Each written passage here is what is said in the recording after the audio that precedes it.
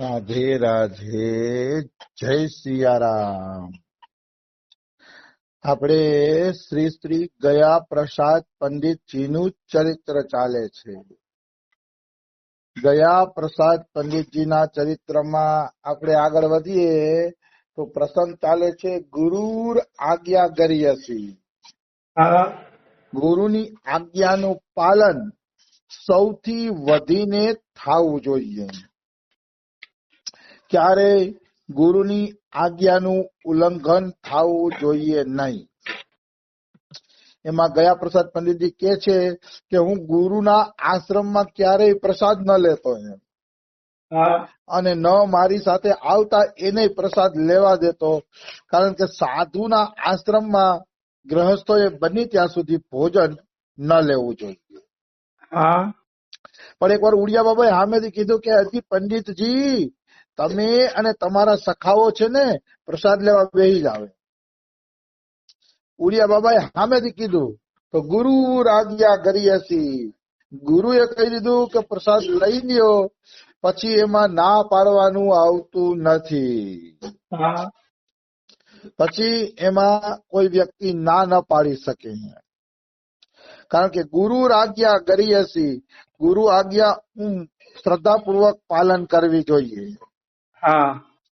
એમાં ગયા પ્રસાદ પંડિતજી ગુરુ વાક્ય ગુરુ ઉપર શું બોલે છે એ આપણે લેતા હતા કે ગુરુજી આપણા માટે જ શરીર ધારણ કરીને સંસારમાં આવ્યા છે.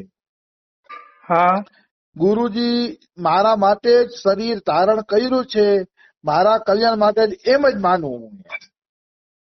અને ગુરુજી સત્સંગમાં જે એક એક વાત બોલે છે એ કેવલ ને કેવલ મારા જ કલ્યાણ માટે બોલે છે, એવા ભાવથી સત્સંગ સાંભળવું હોય.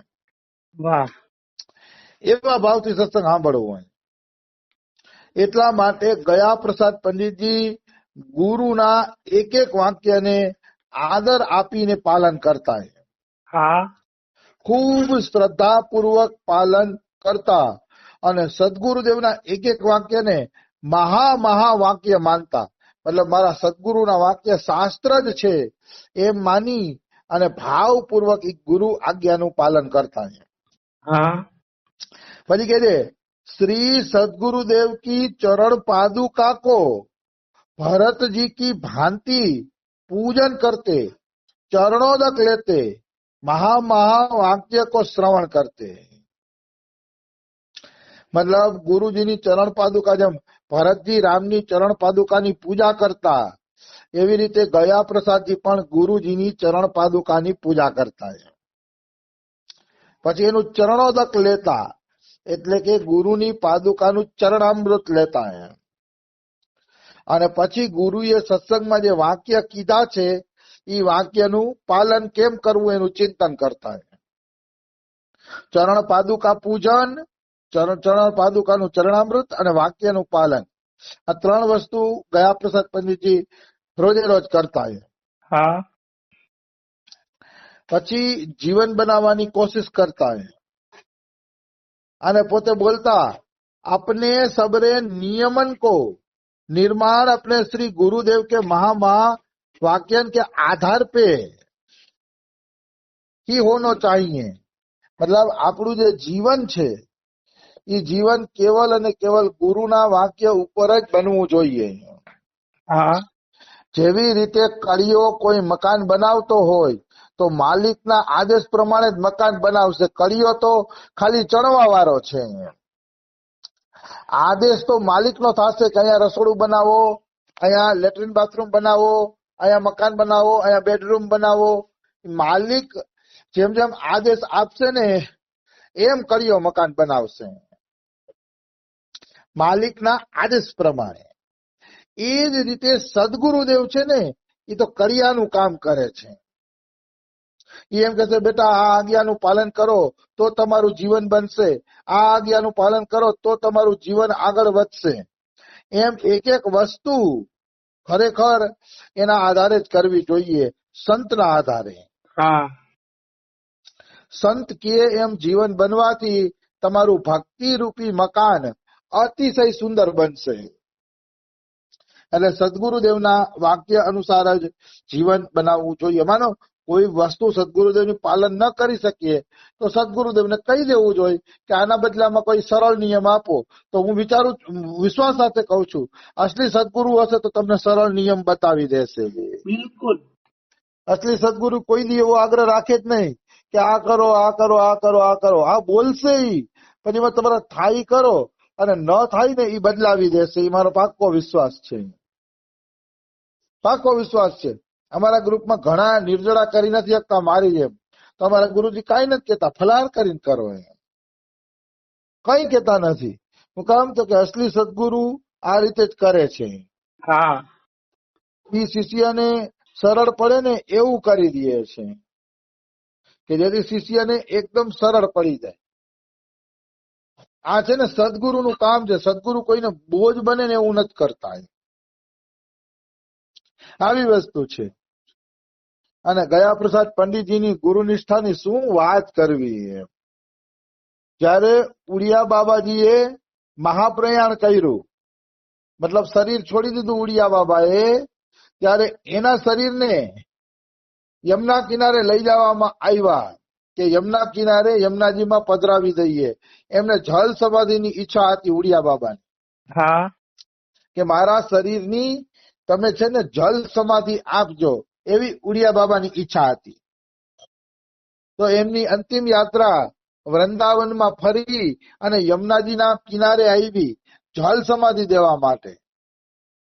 તો એને જલ સમાધિ દીધી ને એ પેલા ગયા પ્રસાદ પંડિતજીએ યમુના જળથી ગુરુજીના ચરણના અંગૂઠાને ધોયો અને અંગૂઠા ધોઈને એને ચરણામૃત લીધું. વાહ. આ છે એની ગુરુ નિષ્ઠા.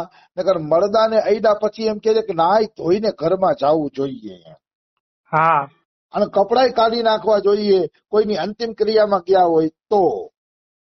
હા, તો ઈ જ વસ્તુ ગયા પ્રસાદ પંડિતજીના ગુરુ નિષ્ઠા જુઓ. મળદુ હતા ગુરુજી, છતાં પણ એના ચરણનું ધોવણ પીધું, કારણ કે સદગુરુદેવ શરીર નથી, સદગુરુદેવ સાક્ષાત ભગવાન છે. બિલકુલ. એટલે સદગુરુદેવનું ચરણામૃત લેવું જોઈએ. હું પણ ગયા પ્રસાદ પંડિતજીનો પક્ષ લઉં છું. હા, સદગુરુદેવનું શરીર હાડકા ચામડાનું શરીર નથી કે એને અડવાથી આપણે નાવું ધોવું પડે. તો ચિન્મય શરીર છે, દિવ્ય શરીર છે. ભગવાનને મળી ગયેલા સંતના શરીરને સાધારણના શરીર આને હરખાવવું જોઈએ નહીં. એટલે સંતના ચરણના મૈરા પછી પણ સંતના ચરણનું ચરણામૃત લઈ શકાય છે, એમાં કઈ ખોટું નથી. કારણ કે એ ચિન્મય શરીરધારી છે, દિવ્ય શરીરધારી છે. અને સદગુરુ નિષ્ઠા ઉપર ગયા પ્રસાદ પંડિતજી વારંવાર બોલતા, अपने मन बुद्धि को तोड़ी मरोड़ी के कुआ में डाली दे. મતલબ તમારા મન બુદ્ધિ ને તોડી નાખો, મરોડી નાખો, તોડી મરોડીને એને કુવામાં નાખી દો. જો જરાક પણ તમારી બુદ્ધિ હલાવી તો તમને ભગવાનની પ્રાપ્તિ નહીં થાય. એટલે તમારી બુદ્ધિને તોડી મરોડીને કુવાની અંદર નાખી દો. હા, અથવા તો શ્રી સદગુરુદેવના ચરણ ઉપર ચડાવી દો. હા, તમારી મન બુદ્ધિને સદગુરુના ચરણમાં અર્પણ કરી દો કે ગુરુ કે ને એમ જ મારી મન બુદ્ધિ કરશે, स्वतंत्र नहीं. या को अर्थ है कि अपने मन बुद्धि से काम न ले, जो आज्ञा करी दे बिना सोचे विचारे ही, बिना कहू तर्क कुतर्क के जो कि त्यो पालन करी डाले. હા, मतलब गुरुजी जे के ने एમાં તર્ક વિતર્ક કર્યા વગર, કોઈ પણ પ્રકારનો વિચાર કર્યા વગર પાલન કરી દો.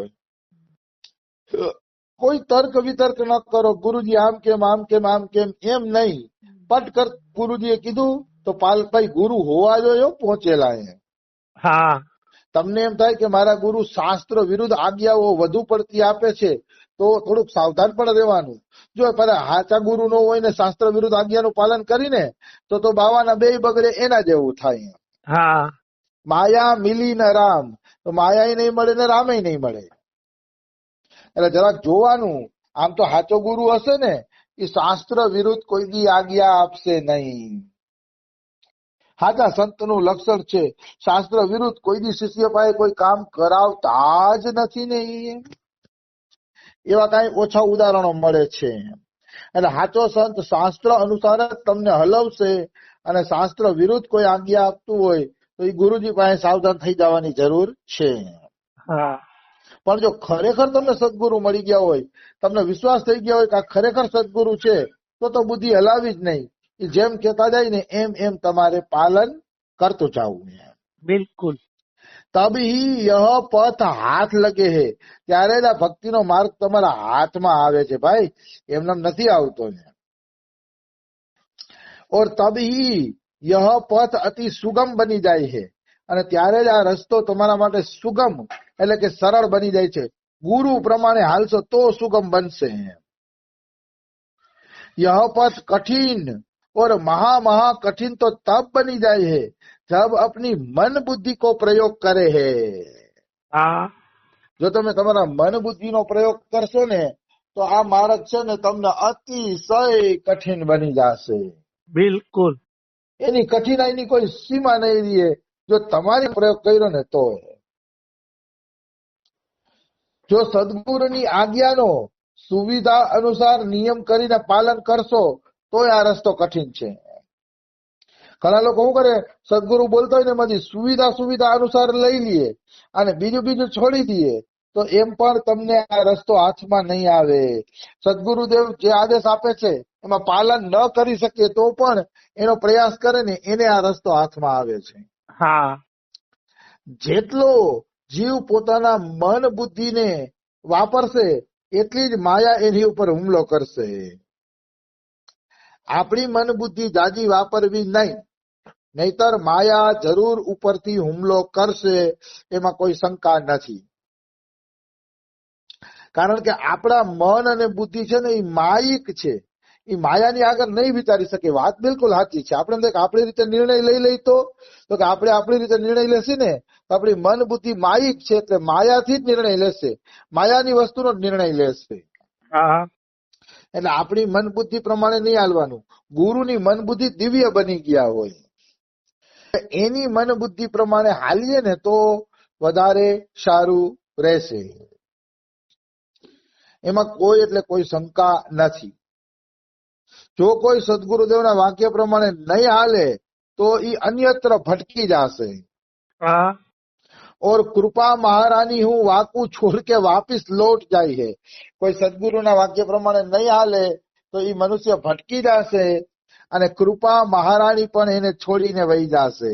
હા પછી ભગવાન કૃપા નહીં કરે, કારણ કે સદગુરુના વાક્યનું પાલન ન કરે એની ઉપર ભક્તિ મહારાણી કૃપા કરતી નથી. यदि कोई श्री सदगुरु प्राप्त जीव भटकी रहियो है, अशांत है रहियो है, तो जान लेना चाहिए कि वाने सदगुरु की आज्ञा को पालन कियो नहीं. यही परिणाम है कि उनकी भटकन और अशांति बनी हुई है. હા આ બહુ દિવ્ય વાત કરે છે, અતિ દિવ્ય વાત કરે છે કે સદગુરુ મળ્યા પછી કોઈ જીવ ભટકતો હોય, સદગુરુ મળ્યા પછી કોઈ જીવ જો ભટકન બનેલી હોય તો માની લેવાનું કે એને સદગુરુના વાક્યનું ઠીક પાલન કર્યું નથી, એટલે જ એના જીવનમાં ભટકન છે અને એટલે જ